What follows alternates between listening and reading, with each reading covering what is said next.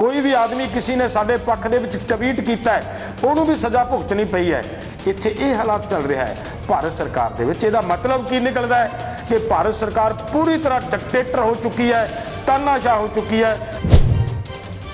पर भारत सरकार नूं मन लेना चाहिए है कि तुहाडे इस तानाशाह रवैये दे नाल, इस डिक्टेटरशिप दे नाल अंदोलन दबण वाला नहीं।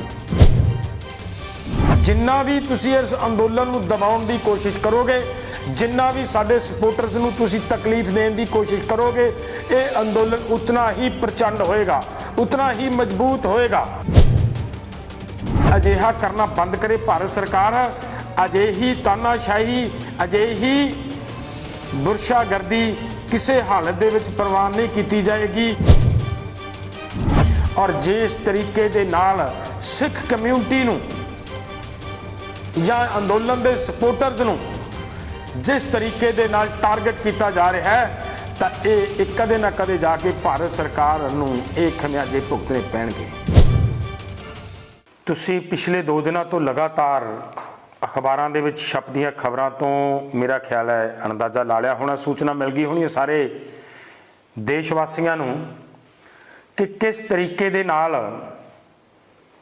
अंदोलनकारियों की सपोर्ट करने वाले सपोर्टरां नूं अते खास करके जे कह लिया जाए कि सिख कम्यूनिटी नूं किस तरीके दे नाल भारत सरकार वालों बेगानगी का एहसास करवाया जा रहा है।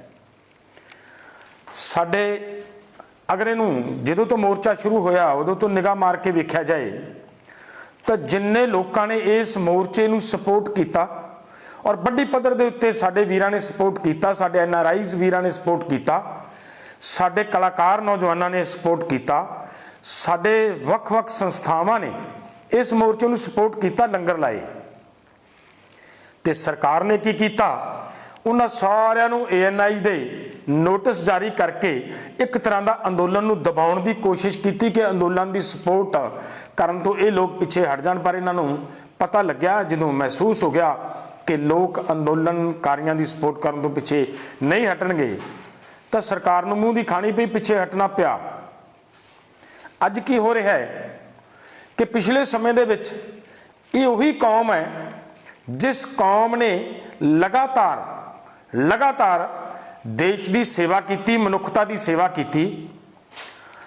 चाहे वो केरला दे विच हड़ां की भरमार की गल आई होवे, चाहे उड़ीसा की गल आई होवे, चाहे तमिलनाडु की गल आई होवे, किते भी महामारी फैली है, किते भी कोई दुख का समा लोगों ते आया, तो इस कौम ने मूहरे होके हर थां दे उत्ते सपोर्ट की। इत्थों तक कि जिस वेले साडी भारत सरकार दे हथ खड़े हो गए सी करोना के दौर दे विच और लोगों को ऑक्सीजन मुहैया नहीं करवा सकी, उस वेले वो बड़ी पद्धर दे उत्ते ऑक्सीजन भी मुहैया करवाई गई।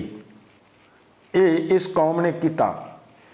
इन्हां कौमां दी, इस कौम की दरिया दिली का एक प्रूफ है कि इन्हां ने कोई नहीं वेख्या कि एक कौन है, हिंदू है, सिख है, मुस्लिम है, ईसाई है, कौन है, वो नहीं देखा। उन्होंने देखा कि एक मनुख है, एक इंसान है, इनू मेरी सपोर्ट की लोड़ है, तो उत्थे इन्होंने सपोर्ट की, सपोर्ट दे विच उतरे। पर अज की हो रहा है, साडी सरकार वालों इस अंदोलन दे विच लगातार जिस दिन तो ये अंदोलन चल रहा है, सरदार दर्शन सिंह धालीवाल जी होरां वालों लगातार लंगर की सेवा की जा रही है, लगातार। और वो जो लंगर की सेवा की, कल्ले लंगर की सेवा नहीं की, बड़ी पद्धर दे उत्ते उत्थे लोकां लई शैल्टर होम बनाए, लोकां नूं वख-वख रहण दी व्यवस्था बनवा के दित्ती, ट्यूबवैल ला के दिते, पानी के प्रबंध करके दिते। और अज जेकर वो पिछले दिन ही भारत दे विच आए ने, और वो किस लिए आए ने, अपनी बेटी अपनी भतीजी की शादी के प्रोग्राम शामिल होने लिए आए ने। तो साडी सरकार की करती है, उन्होंने इत्थे अपने घर की खुशी के माहौल दे विच उस बेटी की शादी के मौके पर भी शामिल नहीं होने दे रही, और इत्थों वापस मोड़े गए ने। और इदू वध होर घिनौनी हरकत कोई हो नहीं सकती जिड्डी घिनौनी हरकत भारत सरकार ने की है। मैं ये जे कहा कि भारत सरकार बिल्कुल नादरशाही फरमान जारी करने दे उत्ते या तानाशाह हो निबड़ी तो ये कोई दो रावा नहीं, बिल्कुल सच है। ये कर विखाया भारत सरकार ने कि जो भी कोई अंदोलनकारियों नूं रोटी भी खुआएगा तो उहदे लई भी ये सज़ा देणगे, उन्होंने भी सज़ा भुगतनी पेगी। कोई भी आदमी किसी ने साडे पक्ष दे विच ट्वीट कीता है, उन्होंने भी सज़ा भुगतनी पई है। इत्थे ये हालात चल रहा है भारत सरकार दे विच। इहदा मतलब की निकलदा है कि भारत सरकार पूरी तरह डिक्टेटर हो चुकी है, तानाशाह हो चुकी है। पर भारत सरकार नूं मन लेना चाहिए है कि तुहाडे इस तानाशाह रवैये दे नाल, इस डिक्टेटरशिप दे नाल अंदोलन दबण वाला नहीं। जिन्ना भी तुसी इस अंदोलन नूं दबाउण दी कोशिश करोगे, जिन्ना भी साडे सपोर्टर्स नूं तुसी तकलीफ देण दी कोशिश करोगे, ये अंदोलन उतना ही प्रचंड होएगा, उतना ही मजबूत होएगा।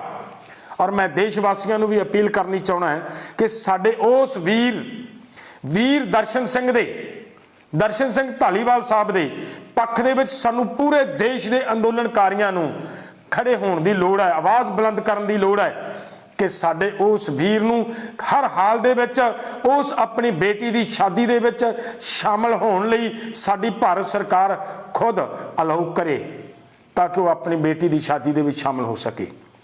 और असी मानयोग साडे राष्ट्रपति नूं भी संयुक्त मोर्चे वालों अपील करांगे कि अजिहा करना बंद करे भारत सरकार। अजिही तानाशाही, अजिही बुरशागर्दी किसी हालत दे विच प्रवान नहीं की जाएगी। और जिस तरीके दे नाल सिख कम्यूनिटी नूं या अंदोलन दे सपोर्टर्स नूं जिस तरीके दे नाल टारगेट किया जा रहा है तो ये कदे ना कदे जाके भारत सरकार नूं ये खमियाजे भुगतने पैणगे। जे ये सोचती है भारत सरकार, जां सोचते ने नरेंद्र मोदी जी, या सोचते ने अमित शाह जी कि असी इत्थे हिंदुत्व राज लैके आना है, ले आवांगे, मैनू लगता है ये एक तरह की किसी एक कम्यूनिटी नूं बेगानगी का एहसास करवा के अगर ये सोचन तो मैनू लगता है ये हो नहीं सकना। और बहुत बड़ा इस सारी इन्हां दी सोच का जनाजा निकलेगा और देश एकजुट है, एकजुट होकर रहांगे। असी हिंदू, सिख, मुस्लिम, ईसाई सारे एक हाँ अते एक रहांगे, एक रहांगे। और हर हाल दे विच ये मूँह की खानी पैगी। और राष्ट्रपति जी नूं साडी फिर तो अपील है संयुक्त मोर्चे वालों कि कृपा करो जी, आप ये इंटरफेयर करो। अज कित्थे है साडी मानयोग सुप्रीम कोर्ट? इंटरफेयर करन दी लोड़ अज साडे उस वीर नूं जिहड़ा अपनी बच्ची दी शादी दे मौके ते इत्थे शामिल होने लई आ रहा है। की कीता उन्हें, की गुनाह कीता है? सिर्फ गुनाह यह कीता है कि उन्हें इत्थे लोड़वंदां नूं रोटी खुआई है, उन्हें लोड़वंदां नूं शेल्टर बना के दिता है, सिर्फ यही कीता है ना। इस तो बाद होर की कीता है? की गुनाह करता? की उन्हें देश लई वखवादी आओ? की ओ मतलब तालिबानी है? कौन आ वो आदमी? वो आदमी है, मैनू ये पता लग्या कि उन्होंने अमेरिका दे विच ग्रीन कार्ड मिलिया होया है। और एडा बड़ा जिम्मेवार आदमी और उस आदमी दे नाल अजिहा करना मैनूं लगदा अति निंदनीय है, जिन्हों असी संयुक्त मोर्चे वालों बुरी तरह निखेधी करते हैं। और राष्ट्रपति को मंग करते हैं कि साडे उस वीर नूं मुड़ दोबारा भारत दे विच अपनी उस बच्ची की शादी दे विच शामिल होने लई दोबारा उन्हें टाइम दिता जाए, वो इत्थे आउण, आके आपदे बच्चे की शादी शामिल होण। धन्नवाद। D5 चैनल पंजाबी हुणे सबसक्राइब करो, बेल आइकन ते क्लिक करो। बाणी गुरु गुरु है बाणी विच बाणी अमृत सारे। ਗਿਆਨੀ ਸਾਹਿਬ ਸਿੰਘ ਜੀ ਸ਼ਾਹਬਾਦ ਮਾਰਕੰਡਾ ਵਾਲਿਆਂ ਨਾਲ ਕਰੋ ਸਿੱਧੀ ਗੱਲਬਾਤ ਤੇ ਜਾਣੋ ਗੁਰਬਾਣੀ ਦੇ ਅਰਥ। ਰੋਜ਼ਾਨਾ ਪਾਠ ਕਰਨ ਵਾਲੇ ਇਹ ਪ੍ਰੋਗਰਾਮ ਜ਼ਰੂਰ ਦੇਖਣ ਤੇ ਗੁਰੂ ਸਾਹਿਬ ਦੀਆਂ ਅਸੀਸਾਂ ਦੇ ਪਾਤਰ ਬਣਨ। ਦੇਖਣਾ ਨਾ ਭੁੱਲਣਾ ਸਾਡਾ ਖਾਸ ਪ੍ਰੋਗਰਾਮ ਗੁਰਬਾਣੀ ਗਿਆਨ, ਐਤਵਾਰ ਸਵੇਰੇ 7 ਤੋਂ 8 ਵਜੇ ਤੱਕ D5 ਚੈਨਲ ਪੰਜਾਬੀ ਤੇ। ਕੀ ਹੁੰਦੀ ਹੈ ਜਮਾਬੰਦੀ, ਕਿਵੇਂ ਬਣਦੀ ਹੈ ਵਸੀਅਤ, ਜ਼ਮੀਨ ਜਾਇਦਾਦ ਦੇ ਹਰ ਮਸਲੇ ਤੇ ਕਰਾਂਗੇ ਚਰਚਾ। ਦੇਖਣਾ ਨਾ ਭੁੱਲਣਾ ਸਾਡਾ ਖਾਸ ਪ੍ਰੋਗਰਾਮ naibtehsildar.com ਕਾਨੂੰਨ ਜਾਇਦਾਦ ਦਾ।